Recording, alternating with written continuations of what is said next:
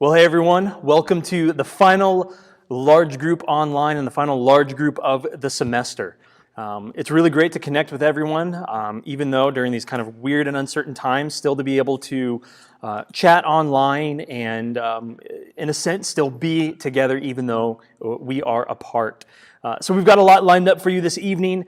We're going to be wrapping up the series that we've been in, the teaching series, Free People, as we have been walking through the book of Galatians. But we're going to play a couple of games.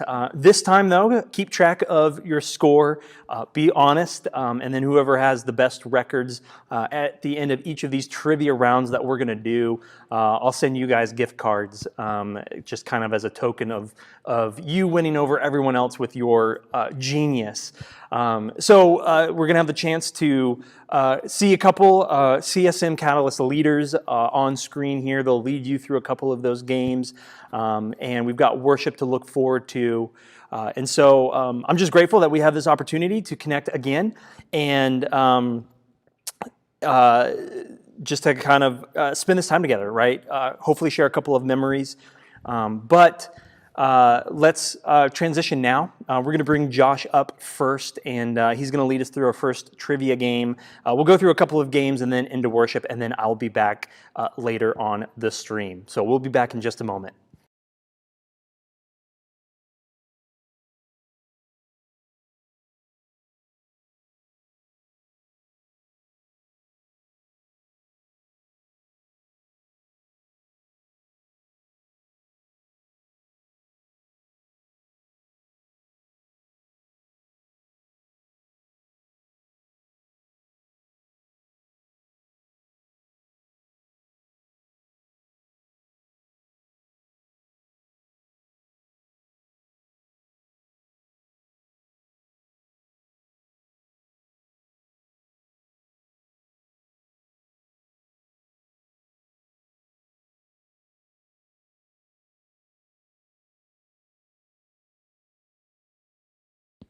Oh.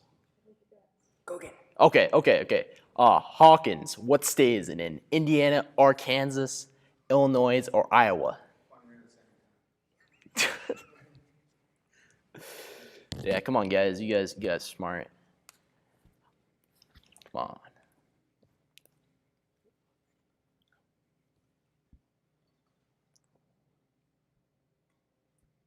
Yep.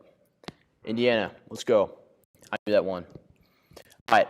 What name does Dustin give the slug creature he discovers? I honestly forget this one. I watched the whole show, but I don't know. Is this season 1, season 2, season 3? I forget which the slug one's in. It's probably in, I don't know. It's probably season 1. So the answers are Dash, Dart, Slick, and Spud. Got a lot of A's. Got a lot of C's. All right. Let's see. Dart. B. Dart. I even know that one. You guys are doing better than I am. All right. Which character's death in season 1 caused a major uproar in social media? Was it Bob, Joyce, Barb, or John? Oh man, that's a hard one. I forget again because I know. Was it Bob that died in season 2? I forget. It's got a lot of B's and D's. Yeah, my guess is as good as yours. Honestly, I forget this whole thing. It's Barb. I forget Barb. What? We're good. Peanut and Sunshine full answer C. Smart person. What's the last name of the brothers who created the show? Farley, Duffer, Bryant, or Wayans? I know this one. I'm not gonna say it. I know this one though. I'm like 2 right now. No, 4 for 2. I got 2 right, 2 wrong. Duffer, actually, I didn't know that one. Honestly, I thought it was Farley. Oh man, I'm so bad at this. I should know. I should watch all the seasons. All right. Who do the boys show up to high school dressed as on Halloween? A-Team, the Goonies, the Three Musketeers, or the Ghostbusters? I actually know this one for 100% sure. I'm not I'm not joking. This one I for sure know. I was 100% last. This one, 100%. You guys think it's C? My dad's got 2 out of 4. It's very mine. I knew it was Ghostbusters. It's iconic. The first, it was the second season. They show up. It was the first one or second one, but they showed up, and Ghostbusters. Yeah. How does Joyce begin communicating with her missing son? Is it walkie-talkies, Christmas lights, phone, or dreams? Well, it looks like I'm going to get this one right again, so I'm about 50-50 on right and wrong. I don't know if you guys know this one. I think this is definitely the first season. Yeah. Christmas lights. That was the one I thought it was. Yeah. How you guys doing so far? B. We got all B's across. B and D's. Oh. All right. What is the name of Dustin's girlfriend? Oh man, I have to think back to this one. Oh, I know this one. This one. A. Susie. B. Sarah. C. Stephanie. And D. Sheila. We got B's. C's. Oh, I know. Did I see the right one? You guys are thinking differently than I am. A is Susie. Yeah, I was. There we go. We got a lot more A's coming in. My dad got an A. Oh, good job, Dad. So proud of you. All right. What's the name of the arcade in season 2? Mega Play Arcade, Noah's Arcade, Palace Arcade, or Spectrum Arcade? I'm not 100% on this one. I think it's C. I'm not too sure though. I think season 2 was the worst though. Honestly, season 1 was great. Season 3 was great. Season 2, wasn't that great. All right, let's see what the answer is. C, Palace Arcade. I was right. I'm like over 50%, man. Oh yeah, let's go. Back in the green. What's the name of the ice cream shop Steve works at in the mall? The Crematorium, Scoops Ahoy, Dipslot, or Baskin Robbins? I think I know this one. Steve is definitely the best character. I don't think. I mean, there's no other character that has such a big swing and appeal. I think Steve's definitely the best, but I forget I think it's Crematorium. I'm not sure. Let's see what the answer is. Scoops Ahoy. I feel like I should have known that one. All right. Let's see what the next question is. What is the name of Mike's mom? Karen, Sharon, Catherine, or Susan? My dad is named Mike, and his mom is named Jan, so that's not an answer right now. But I mean, I think it's Karen. I mean, it has to be. No, it's. I have no idea. I haven't watched this in like a year and a half. Let's see what this is. Karen. Yes, I was right. Oh, classic Karen. Karen. All right. Let's see what the next question is. Who names the parallel universe the Upside Down? Mike, 11, Mr. Clark, or Dustin? I feel like it's Dustin because I feel like Dustin was always super creative. I'm not 100% sure. I don't know. Upside Down. 11, of course. Look, I never get any of these right. Trust me, I watch all of them. I love this show. This is some hard trivia, man. Some hard trivia. What movie does Stephen Robin watch? What movie does Stephen Robin watch on Truth Serum? Oh, it's definitely E.T. It's definitely E.T. Back to the Future. What? Back to the Future's weird, man. That's a weird movie. All those movies are better than Back to the Future. Oh, what a terrible movie. All right. We're so good. Which famous 80s actor has not had a role on the show? I don't know any actors. Sean Austin, Carrie Ells, Sean Cryer, or Paul Reiser? I have no idea. Maybe it's Hopper, whoever actor for Hopper is. What do you guys think? We got A. Kevin thinks it's a C. I bet Kevin's wrong. Watch this. Kevin's going to be wrong. All right. Oh, Kevin's right? Oh, that's the worst. I don't like it when Kevin's right. You guys all thought it was A. Sean Austin. Aston? I forget. Whatever. Nataylia Dyer plays which character? I know this one. A. 11, B. Max, C. Joyce, D. Nancy. I know this one for sure. I think it's Nancy. What do you guys think? Oh, it's Nancy. Yes, I was right. I know that one for sure. Kevin is the best. Wrong, Dad. Kevin is Kevin. In what year does the first season take place? 1981, 1983, 1984, and 1986? That's a hard one. I'm not really sure, to be honest. I mean, it's basically all the same year. I feel like, 80s, you know. It wasn't like anything was happening. 1981, early 80s. Yeah, I have no idea. I bet nobody's 100% through this. This is a hard one. We got a lot of D's, we got a lot of B's. Wow, no, you guys get it right. Dad, maybe my dad got C. All right, let's skip the next question. That's the last question. Okay, well, we're going to hand it over to Izzy next. Find out who the winner is, because it definitely wasn't me. I was, like, dying.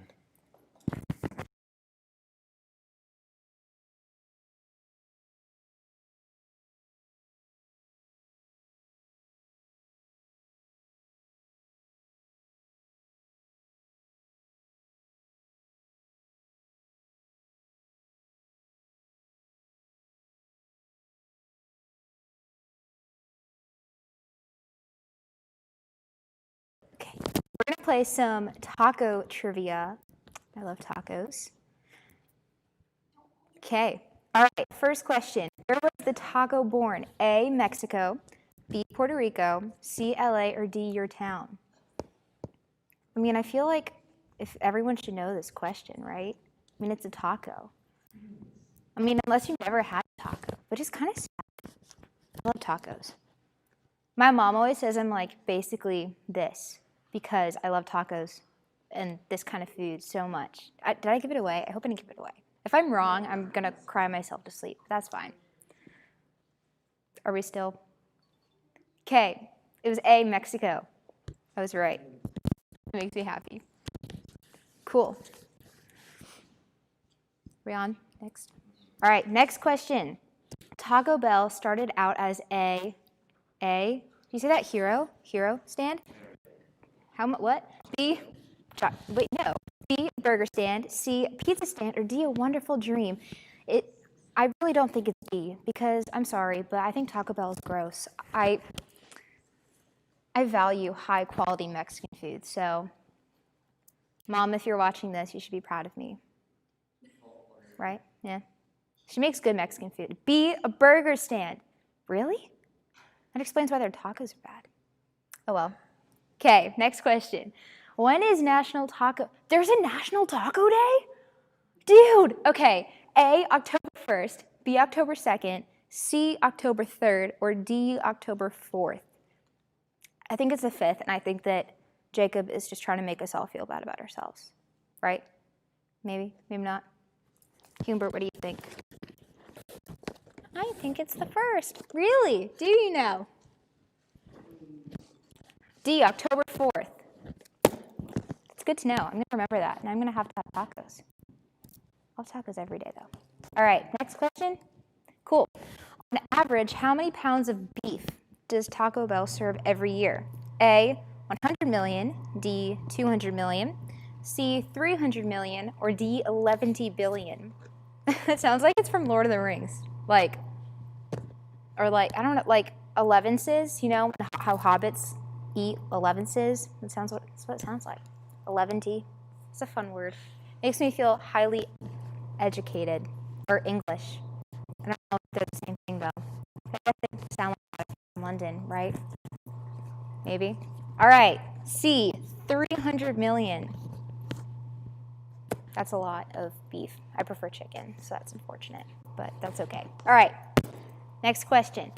One of the first taco trucks is thought to have started in New York in what year?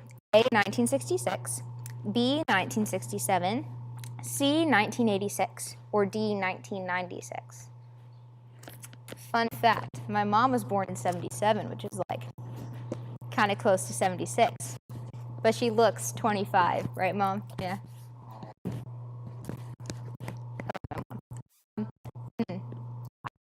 1966. Dude, I want a taco truck. Mom, if you're watching this, I want that for Christmas. Please, taco truck. Okay, next question. How big was the biggest taco ever? A, 246 feet long. B, 462 feet long. C, 624 feet long. Or D, 2,460 feet long. That is a whole heck of a lot of 2, 4s, and 6s. That's a lot. What do you think, Humbert? He thinks it's C, but he could be wrong. I think I'm going to go into ventriloquy instead of worship ministry. I think that's my calling now. All right, A, 246 feet long is the answer. A for answer. All right, next question. What does the word taco mean? Oh, I don't know this. A, delicious lunch. B, cheap lunch. C, light lunch. Or D, diarrhea. That's funny. It's kind of true. My guess is it's D then. But I mean, like, maybe it's B, but I mean, because maybe they're cheap in money, but they're really rich in heart. I don't know, because they're so good. Unless they're from Taco Bell. I'm sorry. If they're from Taco Bell, then it's definitely D. That's what I've heard from people that have been to Taco Bell. Have you been to Taco Bell? No. That's why he looks amazing like this, but that's okay. All right.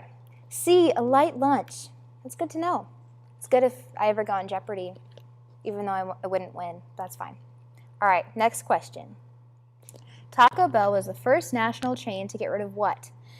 A, the kids menu. B, napkins. C, music. Or D, friendly workers. Maybe friendly workers, but Chick-fil-A, they have friendly workers. Mostly, I think. Josh is a friendly worker at Chick-fil-A. I think. I don't know. I never see him there. That's fine. I assume. I hope. All right. A, the kids menu. I don't know. That's kind of sad. You know how you lie about your age to get the kids' meals because they look good? I don't know. Anyways, next question. Salsa is Spanish for what? A, sauce. B, spice. C, condiment. Or D, let's dance. I want to say B because, like, salsa dancing is spicy. It's fun. I want a salsa. That'd be fun. My mom makes good salsa. Why am I... Man, my mom is getting a lot of shout-outs. Good for her. But she really does make the best salsa. She even has a secret ingredient and, like, won't give me the recipe until she's on her deathbed. So, I mean, I hope that doesn't come anytime soon, but I also really want the recipe, you know? But it's fine. All right. The answer is A, sauce. I was wrong, unfortunately. Okay, next question. About how many tacos are consumed in the United States each year? A, 1.5 million. B, 5.5 million. C, 1.5 billion. Or D, 4.5 billion. I don't know. I don't know. I mean, the United States is like a pretty fat country, but like tacos are worth it. So it really could be 4.5 billion. And I wouldn't be disappointed in people, probably, because they're worth it, really. They're from God. Like Chick-fil-A, yes, and also tacos. So, okay, the answer is D, 4.5 billion. I got one right. That makes me happy. Yay, I'm a pro at tacos. All right, do we have another question? All right, last question. What did DelTaco offer almost a decade before McDonald's did? A, combo meals. B, drive-through. C, dollar menu. Or D, kids meals. I know the answer only because I saw it beforehand. But we're going to pretend that's not true and that I'm just smart and know the answer. But I don't, so. I don't know. What do you guys think? And the answer is B, drive-through.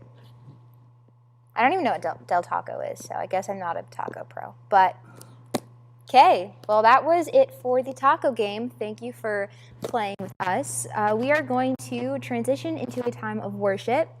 So let's put away all of our distractions so we can really focus on the intent of this time. Put away your Humberts. he can worship too. But yeah, and let's just all spend this last large group celebrating our Lord together. Hello, Crossway Student Ministries. We are so excited to be here with you guys for the last large group of the year. Alex and Mason are here with me doing a special little worship for you guys. So let's all celebrate and worship our God one more time this school year. Ready? 1, 2, 3, 4.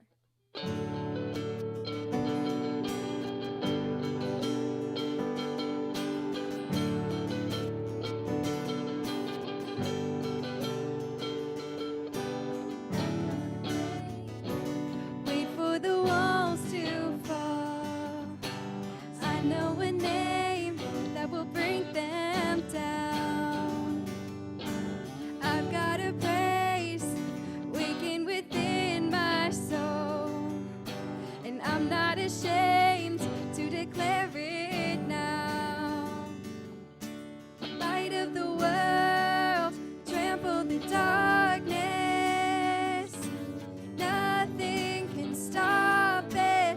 You are the God of the promise. Every word will be accomplished. Nothing can stop it. You are the God of the promise.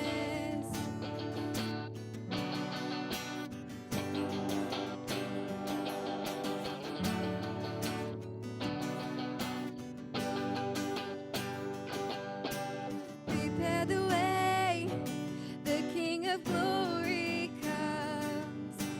Before his name, every fear must bow. Throw off your chains, Jesus destroyed them all. Up from the grave, he is with us now. Light of the world, trample the darkness. Nothing can stop it. You are the God of the promise. Every word will be accomplished.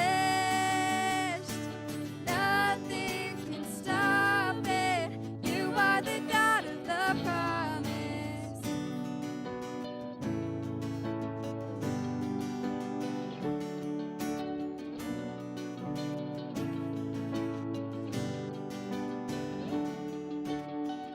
The gates of hell will never stand a chance.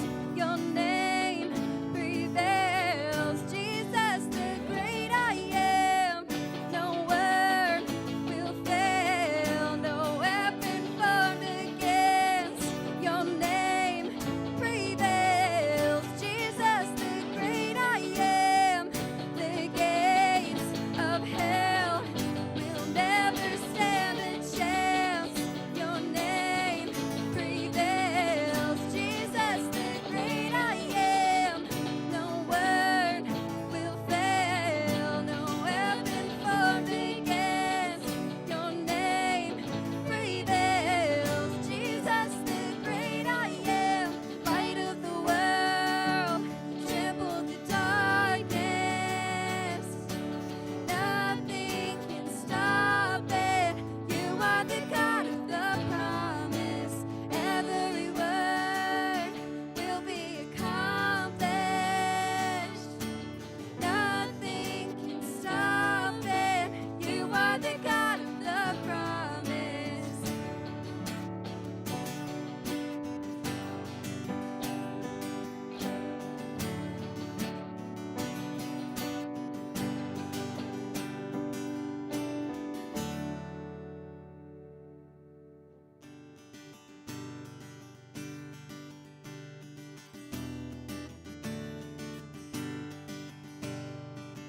Who am I that the highest king would welcome me?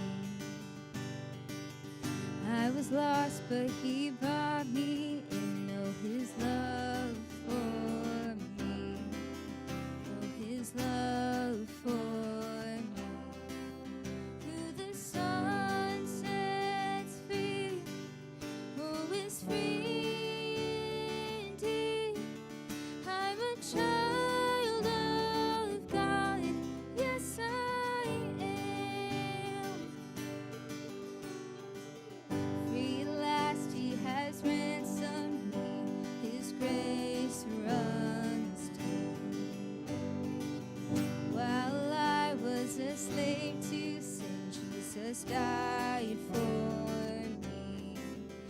Yes, he died for me.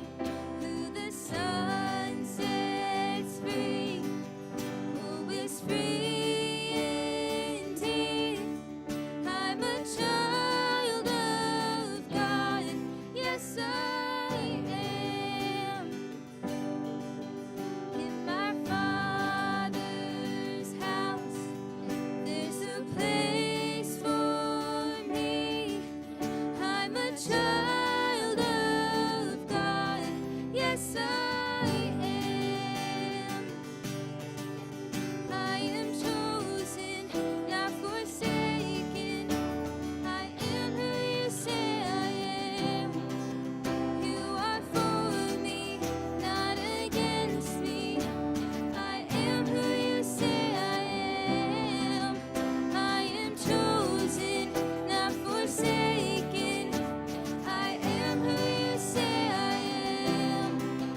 You are for me, not against me. I am who you say I am. I am who you say I am.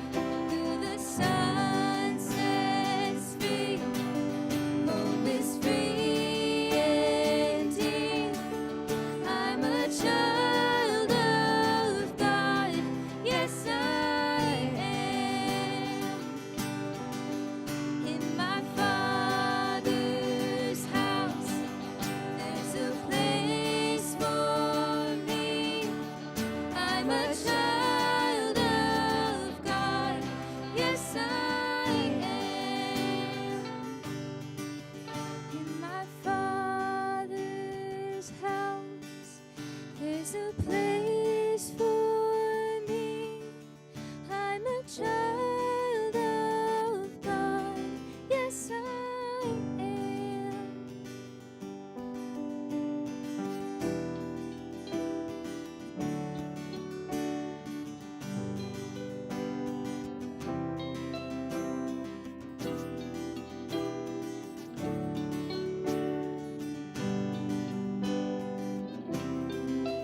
I am chosen, not forsaken. I am who you say I am. You are for me, not against me. I am who you say I am. I am chosen, not forsaken. I am who you say I am. You are for me, not against me. I am who you say I am. I am chosen, not forsaken. I am who you say I am. You are for me, not against me. I am who you say I am. I am who you say I am. Yes, I am who you say I am. Who the Son sets free, who is free indeed. I'm a child of God. Yes, I am. In my Father's house, there's a place for me. I'm a child of God. Yes, I am.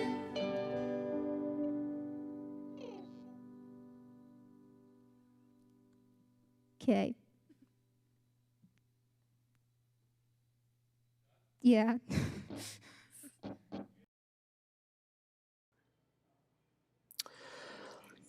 So as we wrap up this final series that we are in, titled Free People, we've been looking through the book of Galatians, which we've talked about is a letter written by Paul to the church in Galatia. And so as we jump into this, I spent a lot of time kind of reflecting on this whole series, on this message in particular, on a piece, that was actually supposed to kind of fall in between the last large group we had and here, and And I've wrestled a lot with this, how to share this, how to ensure that what we're learning here doesn't just apply to our personal lives, but applies to what is going on, around us in our communities and throughout our country, throughout the world, right? We've been seemingly going through a lot. And so with that, as I've reflected, one of the questions that comes to mind is whether or not you catch yourself feeling short-tempered, right? Or just being short-tempered in situations that don't really justify that kind of behavior. You overreact or take something more seriously than you should. And so think about it this way, right? I don't know if that's something that you relate to quickly or easily, but for those of you who can drive, you may not have road rage, and I hope that you don't have road rage, but there are moments where you kind of lose your cool with other drivers on the road, right? Or you just become really easily irritated with them. I know that I've been there. I'm guilty of that, right? I'd like to think that I don't have road rage, but it's easy to get frustrated, right? And just kind of feel, my temper rise in those moments. You have those people who ride your bumper when you're driving, even when you're already driving over the speed limit. Probably shouldn't be driving over the speed limit, but it's just even more irritating and frustrating that they're not giving you that space. It's like, I shouldn't be going any faster than I already am. That person who honks their horn half a second after the light turns green, like those people, I just want to put my car in park and just sit there in the middle of the road and wait. Even if you don't drive yet, you've probably felt the pain of someone else being impatient with you, right? Or your patience being tested in other situations, right? It's easy to kind of lose your patience, when your parents are trying to teach you something, such as driving, right? I'm sure that you said to your parents before, that you've probably whatever you thought that you'd learn, whatever they're trying to teach you, if they just weren't so impatient with you, right? Like things would go a whole lot smoother. You probably felt that kind of frustration before, even if it's not related to driving. It could just be related to school or athletics or music or whatever that might be. I think, right, as we're trying to think through this, right, where do your frustrations come up in life? It's even with friends, right? I don't know if you have a friend or just somebody that you see regularly that they just complain about everything, right? It doesn't matter how good the situation is. It doesn't matter how good the movie was you saw or how fun the game night was. They always have something to complain about, and it's really easy for them to find something wrong, right? And when we have something important to share with our parents or with our friends, right, it's extremely frustrating when we want to share something, especially if it's a moment where we're trying to be vulnerable and kind of ask for help, right? We're trying to reach out. Yet when we talk to somebody, whether it's a parent or a friend or a sibling, they just always seem to kind of come back talking about their problems, right? It's as if whatever you said wasn't even heard at all, but they proceed to kind of just talk about themselves. And I think that it's easy for us to recognize what other people do as irritating, right? We can notice that so easily.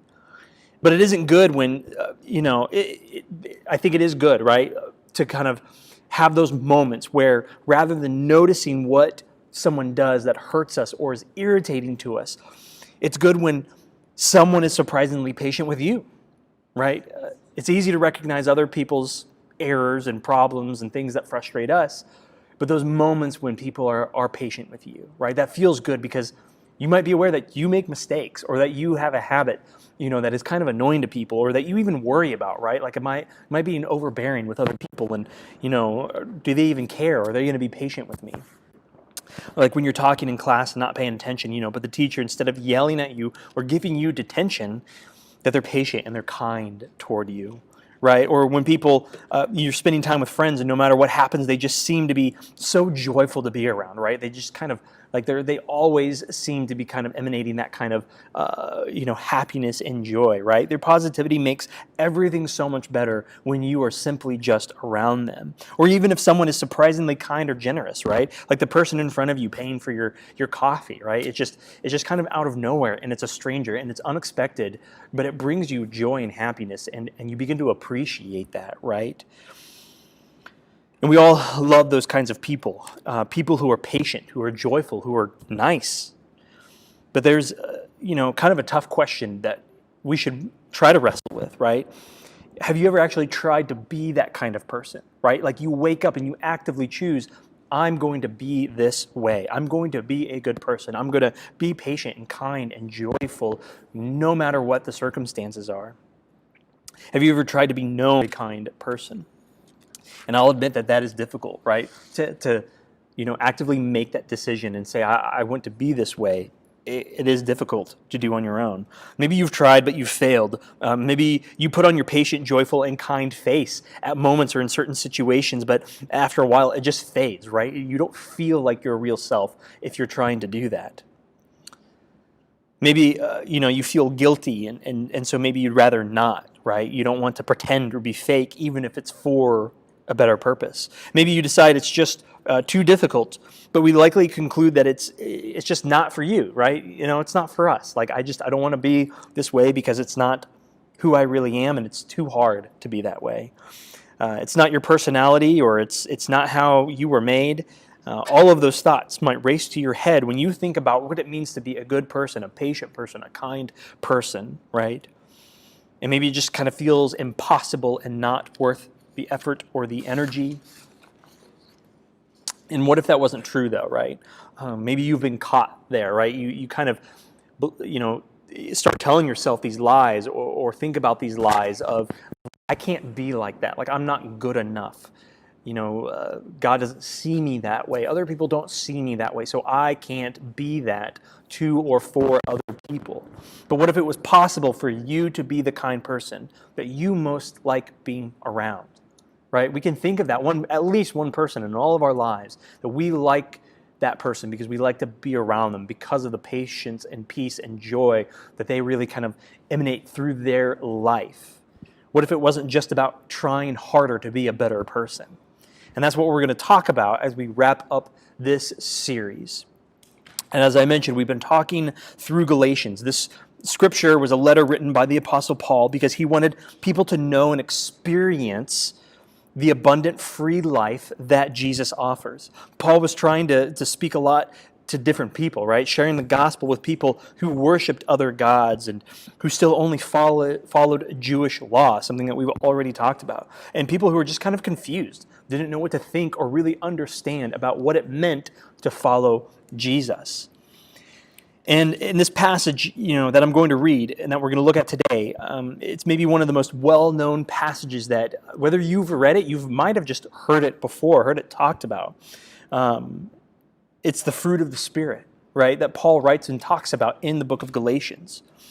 He uses fruit to illustrate how the gospel changes people's lives and what it really produces through people. The example of fruit is simple, and people could easily understand that message both then when he wrote it and now in people's lives today.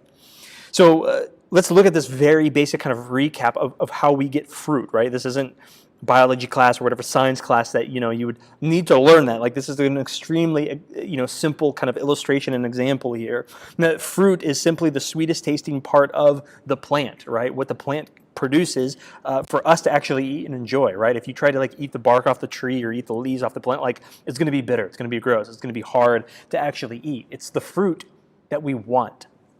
Fruit is really the result of something else. You plant a tree and you get apples, right? It's an apple tree, so it's going to produce you apples. And if that seems just kind of too simple for what we're talking about, it's meant to be, right? Let's just read what Paul shares in Galatians for us. He uses this illustration in Galatians chapter 5, verses 22 through 23. But the fruit of the Spirit is love, joy, peace, forbearance, kindness, goodness, faithfulness, gentleness, and self-control. Against such things there is no law. And when Paul refers to the Spirit, he is talking about God. He's pointing back to God. He's saying that because of Jesus, that we actually have access to God's qualities and characteristics right now. All of those things, those are who God is. But we get to experience that, and we get to have that, and get to know that because of who Jesus is.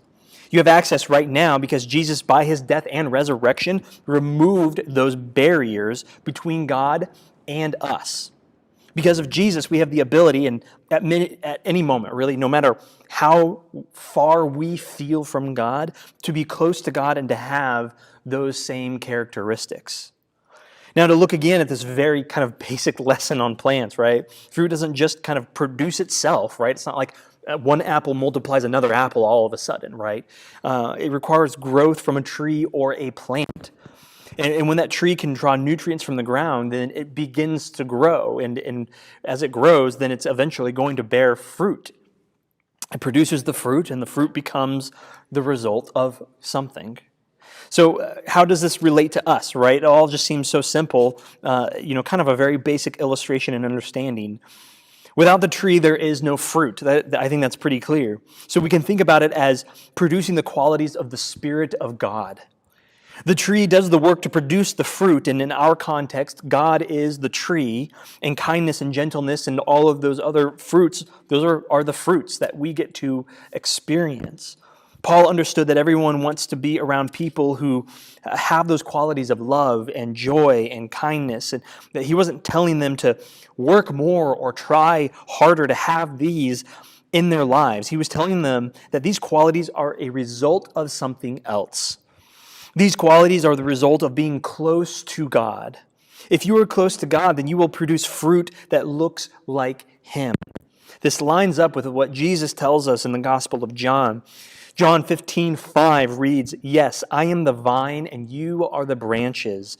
Those who remain in me and I in them will produce much fruit. For apart from me, you can do nothing." If you want to be more kind, joyful, loving, and patient, then stay connected to the one who produces these qualities in you. Even though Paul had grown up thinking that God was all about control and rules, once he had encountered Jesus, he realized that God was all about freedom. God is love. He's joyful, peaceful, kind, and patient. He's not distant, angry, mean, or unforgiving. And if you want to produce that kind of fruit in your life, then stay close to the one who produces it in you. It's easy to think that you have to figure out how to become those things on your own. I know that I've done that at times, right? It's just like, man, I want to be a better person, so I'm going to, create that resolution or that goal just to be better, to try harder. And when you start looking more like the fruit of the Spirit, then God might actually be happy with you, right? Kind of some of that, Christian thought that we get stuck in. If I do more, if I look more like a Christian, then I'll actually be a Christian, and therefore God will love me and He'll accept me. We treat that like relationships that we have just with other people, right? Like if we do more that makes them happy, they'll see us as being better. They'll like us better. But it's not about you. It's about how God works within you. This is why Jesus says, apart from Him, that we can't do anything. Free people stay close to the source of freedom. And so, really, as this piece wraps up this series that we've been in, understanding what it means to be free people, right? Free from the lies that we tell ourselves, right? That bring in that anxiety or, kind of the stress, the doubt that we aren't worthy or we're valued, or the temptations of the world to strive after things that are temporary and don't actually produce this good fruit in us. And as we've come to the end of this series, understanding that to separate from these things means that we can now draw closer to God, right? We begin to sort of remove those barriers, thinking less about ourselves, more about God, drawing close to Him because Jesus has offered us that. I think it's easy to forget, even if you've heard this every day, your entire life. It's still easy to wake up and think, man, like today's just not going to be good. I have nothing to look forward to. Everything's been canceled. My plans haven't gone the way that I wanted, right? It's easy to just get trapped even in those little day-to-day things that draw us away from the goodness that we experience when we are close to God, right? And then we begin taking those steps in the direction that the world wants us to take, but not towards Jesus. One of the things that I say fairly often, or just at various times over the years, although whenever I say it, people are like, I've never heard that before, is whatever you aim for in life, that Jesus is always better.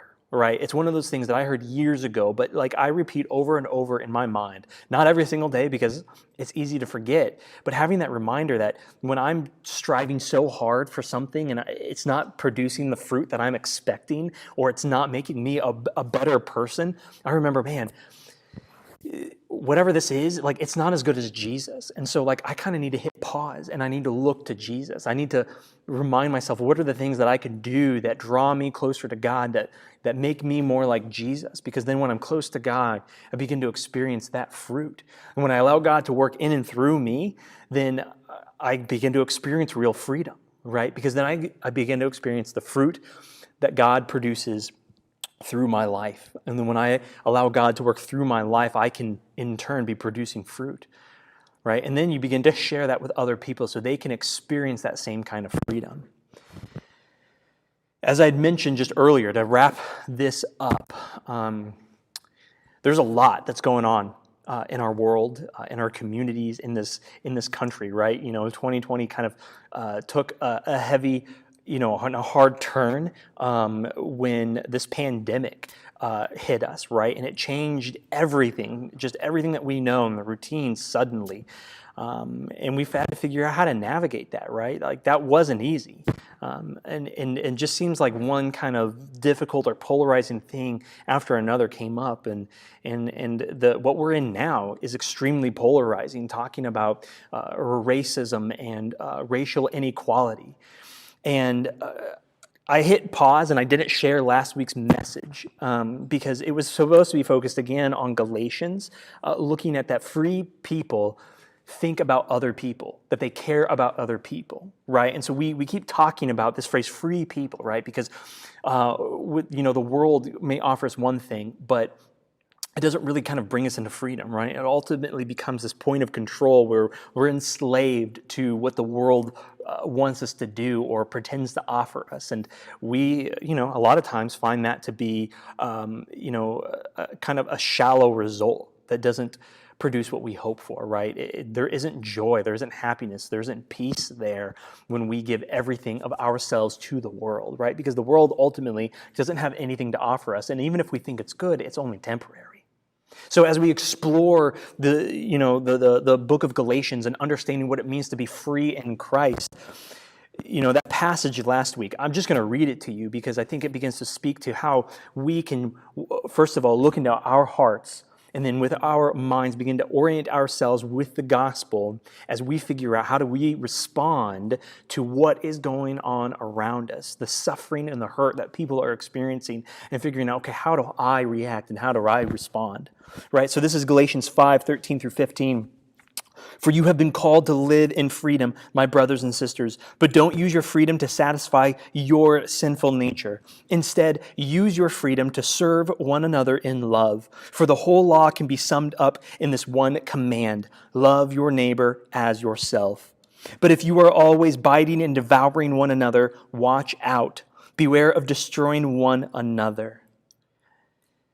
And when I had started to kind of work through that message that was supposed to kind of just be posted for last week, that the confession I have is in my ability and security to remain silent, I spent time trying to figure out how to react, what to think, right?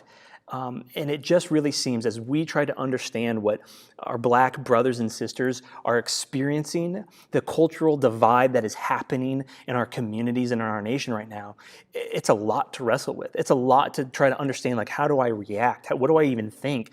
What do I say? Or should I even say something? I have that freedom that I get to pause and think and reflect and try to figure out what is that next step. Not a lot of people had that liberty or had that freedom to do so. And a lot were driven and called to react in a variety of different ways, right? But I think it's important, regardless, one, to not stay silent. Christ never called us just to take the gospel and to be silent, right? Through the gospel, it calls us and commands us to stand for justice, to look out for those who are less fortunate, to care for the widows and the children and the sick, the hurting and the broken.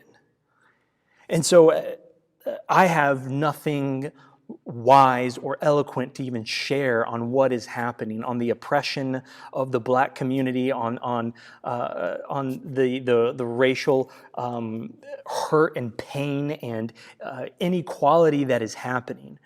I'm no expert. I really have no foot to stand on and nothing to be able to speak to that other than to say that you need to stand up for your brothers and sisters. We need to stand up for the Black community, and we need to figure out, each and every one of us, how is that going to look in those initial steps, right? I think it's really easy for every single one of us to look and judge other people, right? We've talked about that this whole lesson, right? It's easier to see the things that make us impatient with other people, but we're not quick to examine our own hearts and understanding how we're going to react. Right? And if it's easy for us just to immediately react, well, here's everything that you are doing wrong, so you don't really deserve this kind of justice.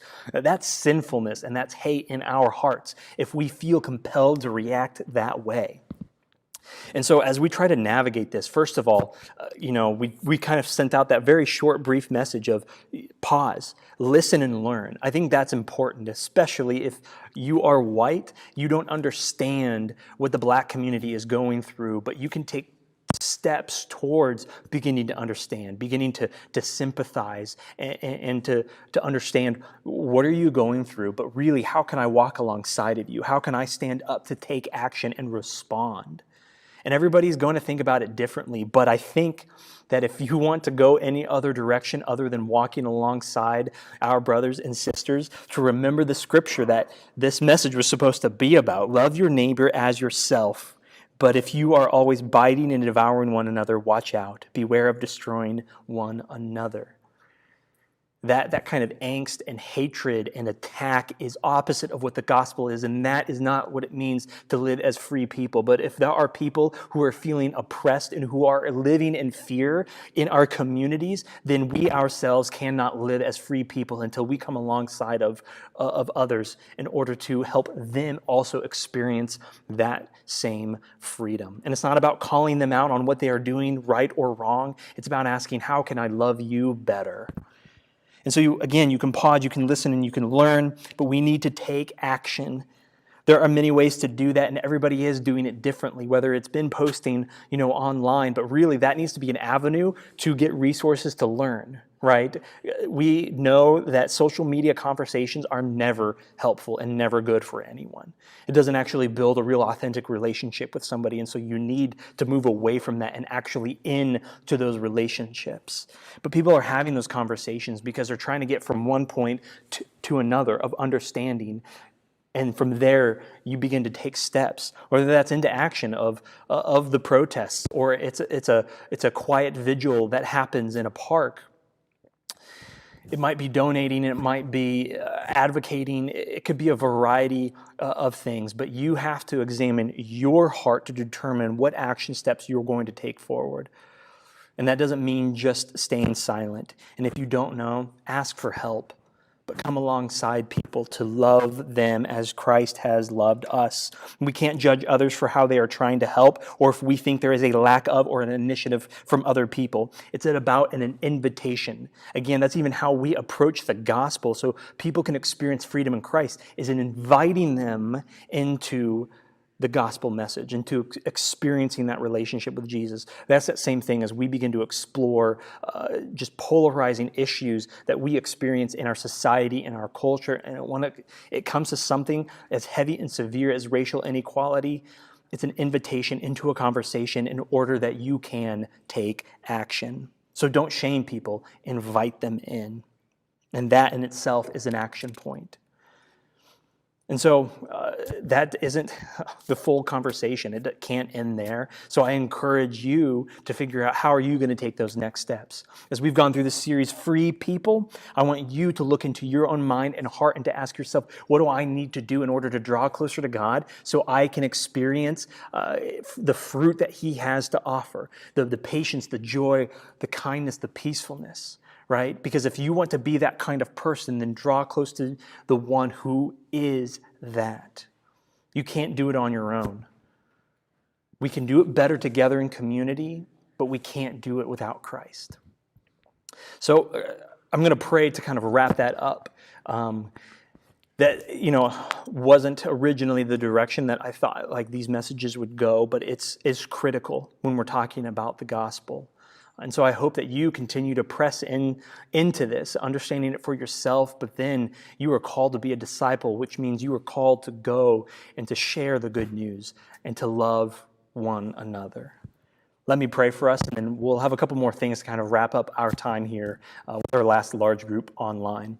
Dear Heavenly Father, thank you just for this opportunity for us to gather, for us to look into Scripture and to understand what it means to be more like your Son Jesus, but also what it means to draw near to you in order that we experience the fruit that you so graciously offer, that we want to be that person who is peaceful, who is kind, who is joyful. We love those people, so how do we become that, knowing that we can't do it on our own, but Father, it happens when we draw near to you. Free people remain close to the source. They remain close to you, Father. And that is my prayer for myself and for every single person who is a part of this community, who is a part of CSM and Crossway and Nashua and New England and everywhere, right? That is my prayer, is that we each can kind of break down those barriers and stop believing the lies that we tell ourselves or that the world tells us or other people tells us. That we believe that drawing near to you, that we get to experience that kind of hope and that peace, that fruit that you produce is the fruit that we can experience and have in our lives, and in turn that you will produce it through us.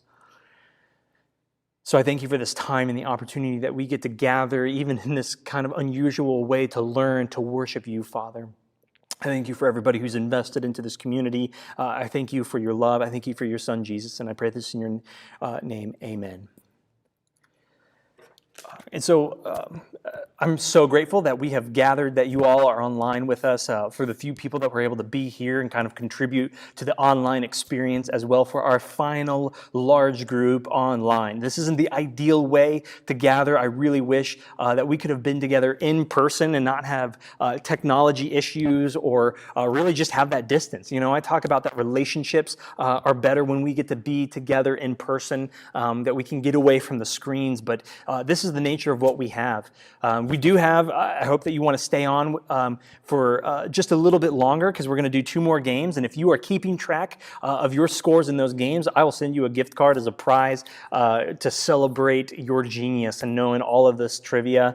And then it'll just give me a moment too to kind of share a final few words with you, as this is our last time, even online, to kind of gather together as a community, for me to be able to extend my farewell to you. So I hope you're ready. Have your phones out or in the chat or right there on your computer. We're going to go through 2 trivias. I feel like these are kind of appropriate, right? If you know me at all, you know that The Office is one of my favorite shows, and so we're going to do Office trivia, and then we're going to do 2002 trivia as kind of a tribute to the graduating seniors. I know we had senior night for them, but we're going to do this one last game kind of in honor of them, because most of them were probably born in 2002. It's been 18 years. They're graduating, they're moving on, so we'll see if they know anything from their birth year. We're going to go through these quickly. Keep track of your own scores. Be honest. Let me know what your score is at the very end, because if I don't know that and you don't share that with us, I'm not going to know if you're the winner or not and be able to send you that gift card of your choice. So here we go. First question of The Office, and I'm going to be judging all of you severely on this, whether or not you know these answers. Scranton is in what state? Is it A, New York, B, Ohio, C, Maryland, or D, Pennsylvania? I'll give you a few seconds here as we let you answer and get a couple of those answers in. A, B, C, or D. And the answer is, this is an easy giveaway, D, Pennsylvania, Scranton, Pennsylvania, which is a real town in Pennsylvania. I've been to Scranton. I think that's where, is that where 84 and 81 connect, or does 84 just continue through? I don't know. It connects there. Yeah, so I've taken that drive a few times. Scranton's not that interesting of a place. So the show is accurate on that, although I don't think the show is actually filmed there. Anyways, let's move on to the next one. We got a lot of these, so I think there's 15 of them, if I remember correctly. So it's going to be out of 15. Sometimes you guys will post like, I got 9 out of 12, and there weren't 12 questions. Anyways, what is Michael Scott's middle name? Is it A, Dwight, B, Gary, C, James, or D, Scott? I think it's Scott. I know I've seen the show, but Michael Scott, that would have been, I think, a pretty appropriate middle name for him, just knowing his character. Anyways, you guys have had a few seconds to answer A, B, C, or D, and I know the answers to all of these. Yeah, I could take anybody in office trivia, I think.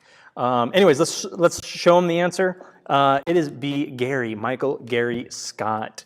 Moving on to the next one, really testing your office trivia. Some of you probably have never even seen the show. Some of you who have probably seen it more times than you need to. But what crop does Dwight's farm primarily produce? A, onions, B, beans, C, beets, or D, potatoes? Mason should have done this question. Anyways, A, B, C, or D, which of these vegetables, or are they all vegetables? Is potato technically a vegetable? No, it's a starch. I don't really know, but let's see the answer. It is C, beets. Dwight is obsessed with his beets. Beets everything. He runs a beet farm. I'm not really aware of anything else that he actually grows in his farm. Anyways, let's move on to the next one. I think that was the fourth question. So we're going on to the fifth question here. Is that right? Am I good? Yeah. Fourth. That was fourth, or this is fourth? This is fourth. I can't read. Anyways, fourth question here. Dwight is briefly fired from Dunder Mifflin. Where does he work during this time? A, Office Max, B, Toys R Us, C, Staples, or D, Applebee's? Oh man, Toys R Us, that would have been good, right? There's moments or things that you think of if you go back and rewrite parts of an episode. It was good, but there's always things that could make it better. Anyways, A, B, C, or D, get your answer in. And if you know what they sell, that should give you a hint if you have no clue whatsoever. But the answer is C, Staples, which he, took for a while to pay his bills, but is still a pro salesman while he's there. Anyways, let's move on to the next one. Which of the following celebrities did not make an appearance on the show? Unlike Josh, not knowing that his trivia for Stranger Things, I do know this one, but let's see if you know this one. Is it A, Jim Carrey, B, Conan O'Brien, C, Idris Elba? Is that how you say that? I don't know. It's kind of a weird, Idris? Yeah, I don't know. Anyways, or D, Dwayne Johnson. Man, Dwayne Johnson, I think, has showed up in multiple trivia sets that we have done. But yeah, which of the following celebrities did not make it, which means 3 of them have been on the show. Even if you've seen the show. All right, let's show the answer. It is wrong. Yeah, D, Dwayne Johnson. It is D, Dwayne Johnson, and I knew that. That would have been awesome, I think, if he was on the show. Jim Carrey comes pretty late. Idris Elba is before Idris, as I keep getting corrected, is before Michael Scott leaves, and so is Conan O'Brien. But Conan O'Brien's like a quick cameo. You see him walking through New York City, and Michael Scott misses him completely. So anyways, let's move on to the next one because we got a lot of these. Which Dunder Mifflin branch did Jim briefly transfer to? Is it A, Akron, B, Stamford, C, Nashua, or D, Buffalo? A, B, C, or D? Get your answers in now. I've given you a few seconds, so let's go ahead and show you what it is. If you didn't answer before the answer actually pops up on the screen for you, it doesn't count, so you can't claim that. Always be honest. This is still church and large group. So what is it? It is B, Stamford. Although so in the show, there's no Akron branch, but there is a Nashua branch and a Buffalo branch. But anyways, Jim goes to Stamford briefly. So let's go on to the next question. Continuing to test. How are you guys doing on this? Are you completely lost or are you crushing it? What disease is discovered in Meredith after Michael hits her with his car? Season 4, episode 1, I think. Anyways, A, scurvy, B, rabies, C, chickenpox, or D, halitosis. Bonus points if you can tell me what halitosis is. Bad breath. It's worse than bad breath. Oh, yeah. Anyways, A, B, C, or D, you've had a moment to get your answers in, and it is B, rabies, because then they do the fun run for the cure for rabies, and they find out that there's already a cure for rabies. But anyways, let's move on to the next one. What is the name of the screenplay that Michael is writing? Is it A, The Office Spy, B, Threat Level Midnight, C, Chase the Dream, or D, The Final Stop? A, B, C, or D? Fun fact, and I'm not going to spoil what the answer is, but even though you see parts of it in the show, as they're like the office people are like watching it, they release the whole movie that Michael Scott made on YouTube at some point, so you can watch the whole thing. I could not make it through it because it's not worth it, but that's funny. They still filmed the whole thing. Anyways, let's show them the answer, A, B, C, or D, and it is B, Threat Level Midnight, which is funny because at like a later point in like the series or whatever, unrelated to his movie that he makes, there's like a crisis that's happening, and Michael's like, it's Threat Level Midnight Crisis or whatever. So in his mind, it's pretty severe. But let's keep going on. What is the exclusive club that Pam, Oscar, and Toby establish? Is it A, the High Tea Club, B, the Finer Things Club, C, the Literary Elite, or D, the Elite Readers? So even if you don't know any Office trivia, if you've never seen it, maybe only a few episodes, there's only four options. So it's not that hard. You have a pretty good chance in guessing, but again, let's see if you're really an Office fan. Like I'm expecting quite a few like 15 out of 15s. But anyways, let's show them the answer because we're a little over halfway there. Let's power through this. B, the Finer Things Club, right? Yeah. So they establish it. You only see it like once, I think in that one episode or something like that. But anyways, let's move on to the next one. Who did not bring a child to work for Take Your Daughter to Work Day? Was it A, Meredith, B, Stanley, C, Toby, or D, Kevin? Not Kevin, but Kevin. Anyways, I don't even know if they have that at your work, Kevin. But yeah, in the show that we're talking about, was it A, B, C, or D, did not bring a child to work for Take Your Daughter to Work Day? All right, let's show them the answer. You had a couple seconds. D, Kevin. Which, if you answered that, will give it to you, but I'm going to give everybody a freebie on this one, right? Like free space in bingo, because that's actually wrong. Kevin did bring a child to Take Your Daughter to Work Day. So whoever made this trivia is obviously not a real Office fan and should be banned from anything Office ever again, because he brought a child. He brought his fiance, Stacy's daughter, to the Office. And so any Office fans, if you can remember that, I think that is accurate. So if you answered D, Kevin, you get it. If you didn't, it doesn't really matter. But Meredith brought her son, Stanley brought his daughter, and Toby brought his daughter as well. So yeah, it's not Kevin's daughter, right? So if it said not bring their child, then this question would have been kosher. Anyways, moving on. That's enough about this.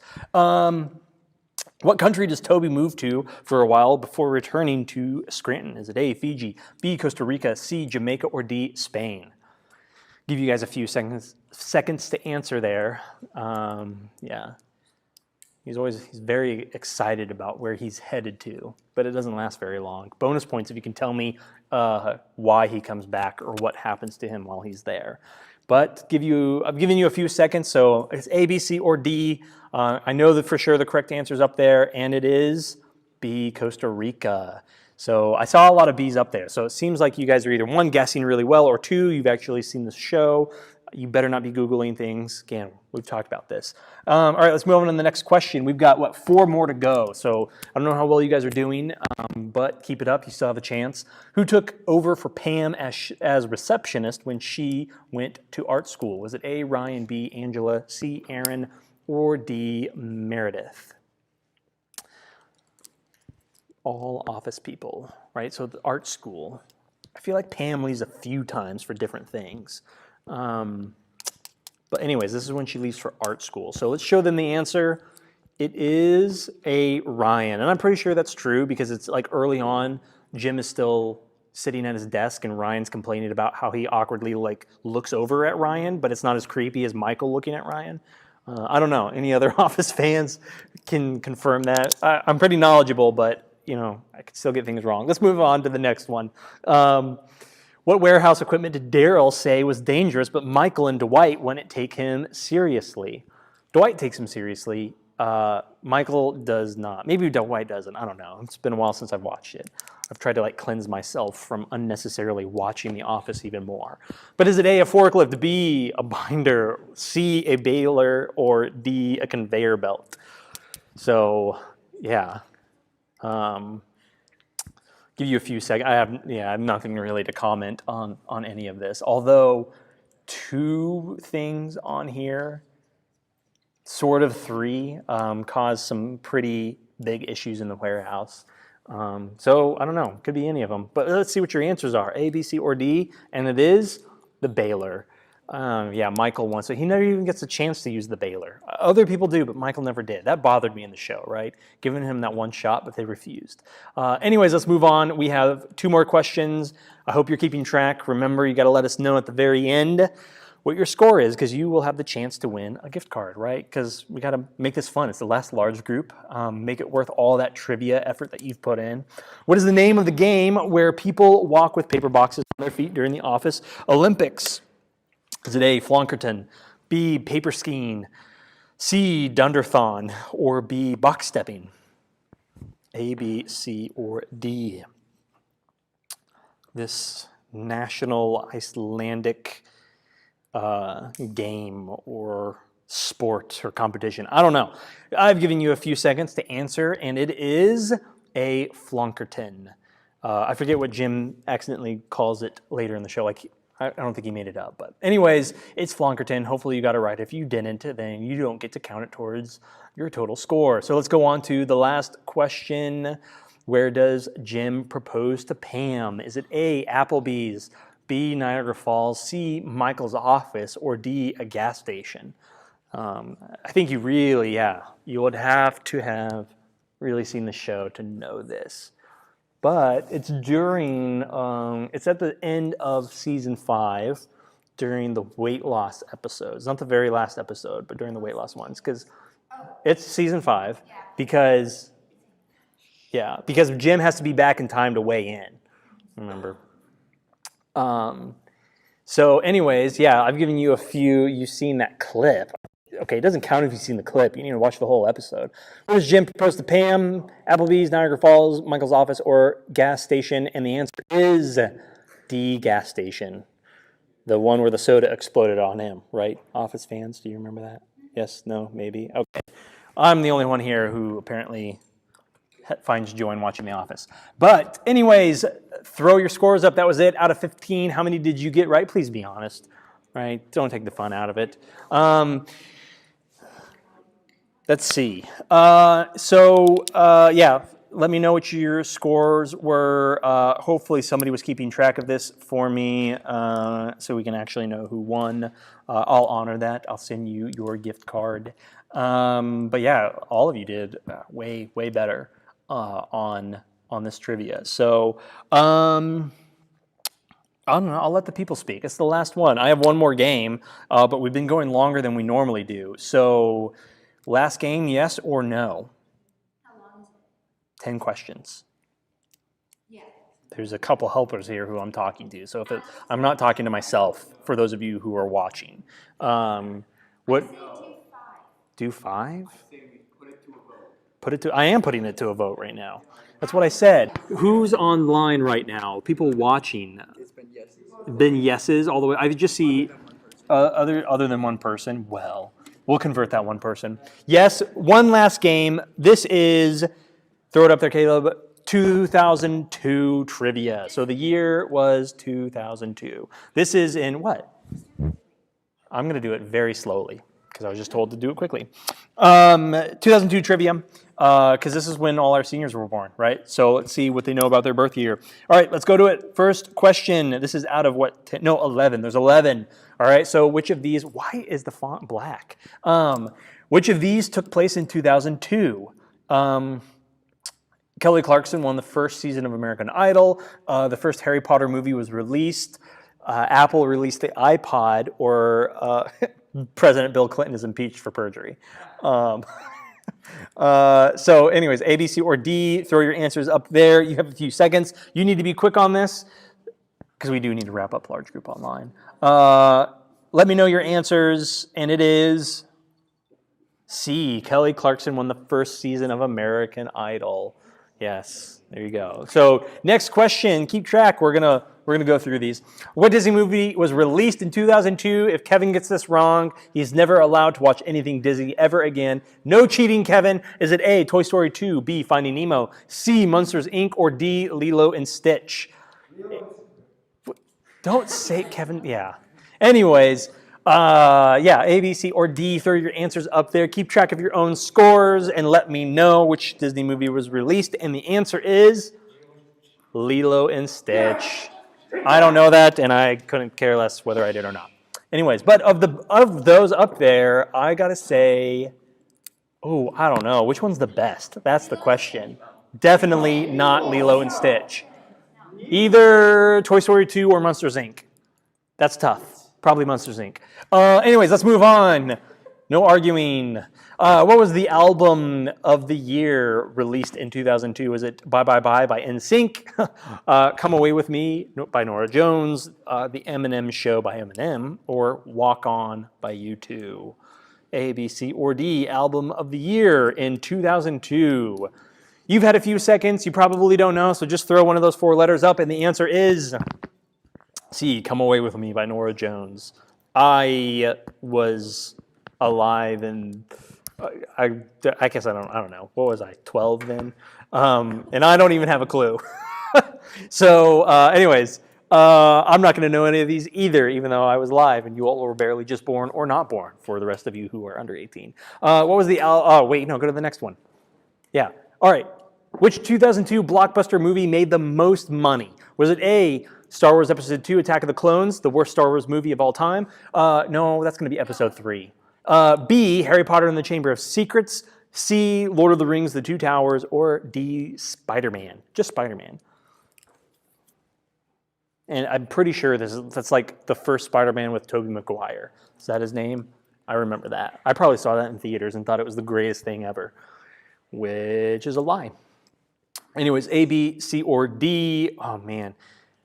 I will say that Lord of the Rings, The Two Towers is my favorite of the trilogy, but it's definitely better than Harry Potter and the Chamber of Secrets. Lord of the Rings, that trilogy, hands down the best, at least with what is up there. But let's show them the answer.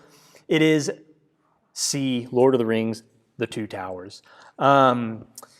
So yeah, I don't know if you got that right. I don't know if you know that. I don't know if you've seen it. I'm pretty sure I saw it in theaters, and then I bought it on VHS when it came out. So yeah, I may have been 12, but that's how old I was. Anyways, let's move on. We got a couple more to go. We're halfway through, which did not happen in 2002. The World Cup was held in South Korea and Japan. Justin Timberlake and Britney Spears broke up. NASA's Mars rover lands on Mars, or Yu-Gi-Oh cards launched in the USA. So A, B, C, or D. Yeah, I'm going to be impressed for those of you who actually know any of this and get it right. But all of this is unlikely for you to just know off the top of your head. So let's show them the answer, A, B, C, or D. You've had enough time, and it's NASA's Mars rover lands on Mars. It's like a tongue twister. So if anything, you've learned about this in school. So I don't really know. Not the Yu-Gi-Oh stuff or Justin Timberlake, unless you go to a terrible school. James Lamar asked, what's VHS?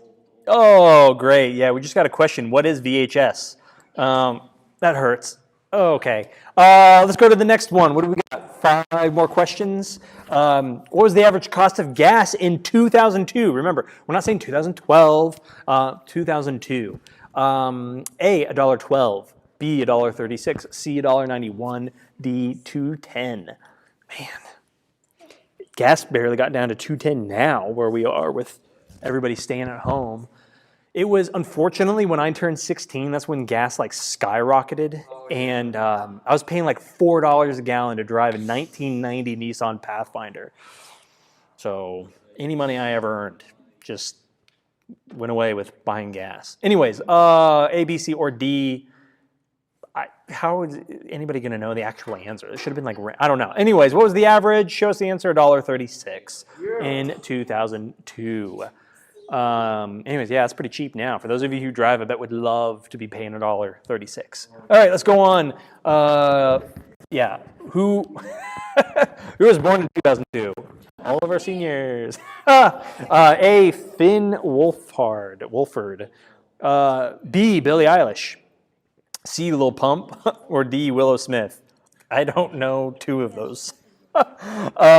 So yeah, A, B, C, or D. Honestly, I don't even have any idea. I don't know if any of you would. You might. A lot of you are in tune with culture now. Anyways, let's show them the answer. A, Finn Wolfhard. I don't even know who that is. If you can educate me and tell me who that is, you get bonus points. So anyways, let's go. Third to last question. What was the average cost of a movie ticket? How can you really do like these averages, right? Like, anyways, is it A, $4.53, B, $5.81, C, $6.45, or D, $7.24? What can anybody even get a you go at those like weird matinee times at the really nasty movie theaters that nobody ever wants to go to? How much is a movie ticket now? I haven't been in the movies in like a year. Free? Well, before Corona, how much was a movie ticket? 16? Oh, I cannot remember the last movie I saw in theaters. Anyways, let's show them the answer because this is a total guess, but $5.81 is the answer. Yeah, I mean, if you're here helping me and standing over here and watching what the answer is, that does not count. No, I guessed it. Anyways, let's go on. Second to last question. Who won the Super Bowl in 2002? I'm not going to give you much time to look this up. A, Seattle Seahawks. B, Detroit Lions. C, New York Giants. Or D, New England Patriots. What is it? Get your answers in now. Have the Detroit Lions ever won a Super Bowl? I don't know. My guess is going to be the New York Giants. A, B, C, or D. Let's show them the answer. Patriots. Wasn't that their first Super Bowl? Of many. Ha. First Super Bowl? Yes. Anyways, last question. Number 11. What movie released in 2002 won the Academy Award for Best Picture? A, Traffic. Never heard of it. B, The Pianist. I've never seen it. C, The Lord of the Rings, Two Towers. I'd vote for that. Or D, Chicago. Oh, man, I'm really not up with movies during that year. Anyways, a few seconds, get it in. Bonus points if you've seen any of those. Bonus points if you saw it in theaters when it came out. Anyways, which of them is it? I don't even know. So let's show them the answer. Let's see if you got it right. C, Chicago. Man, what was that movie and what was it about? Never. Is it about Chicago? Oh, yeah, I probably wouldn't have been interested in that. I know Chicago, the band. Is it about them? Oh, I love that. The band Chicago? No. Wait, it's about the musical. Okay, never mind then. Anyways, that was all of it. Let me know your scores in the chat, comments. Hopefully one of my assistants was helping out and was recording what those are. So anyways, let's wrap this up. You have nothing. No, I do. I don't. Get out of my shot. Get out of my shot. Get out of my shot. No. Say it. He has to say it. No. Yeah. All right, let's wrap this up. I'll sort out who won, who didn't at the very end. And so all we have left, this is it, guys. I'll have a closing video to show you all at the very end to wrap up our last large group online experience. Even with all the trivia and the games and stuff like that, whether you win or you lose, it was just for fun. I appreciate you guys joining us in that and just to be here, right? To be a part of this. And so with that, this is my opportunity to say goodbye to a lot of you and kind of a final farewell to CSM.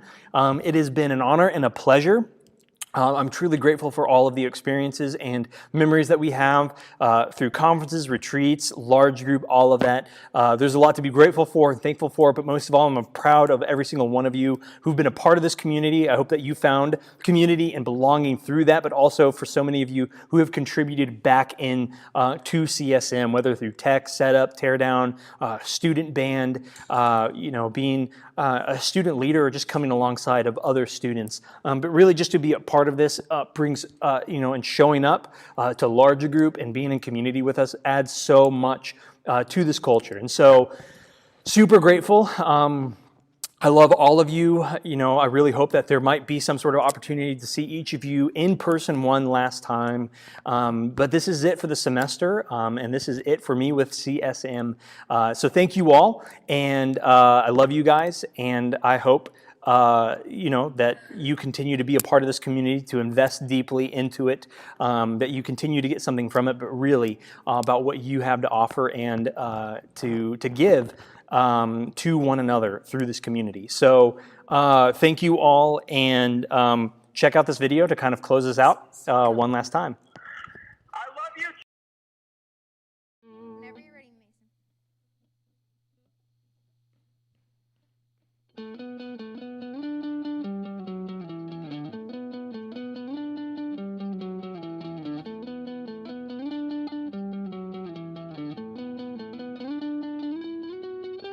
Wake up, open your eyes, speak your name. We lift our eyes, tune our hearts into your where we walk. There you'll be, the fire in our eyes, our lives alight, your love untamed. It's blazing out, the streets will glow, forever bright. Your glory's breaking through the night. You will never fade away. Your love is here to stay by my side in my life, shining through me every day. You will never fade away. Your love is here to stay by my side in my life, shining through me every day.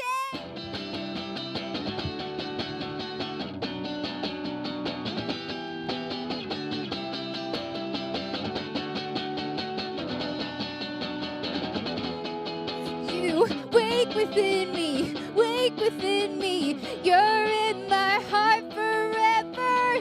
Wake within me, wake within me. You're in my heart forever. Thank you. Good night. Thank you. Thank you. You can stop now.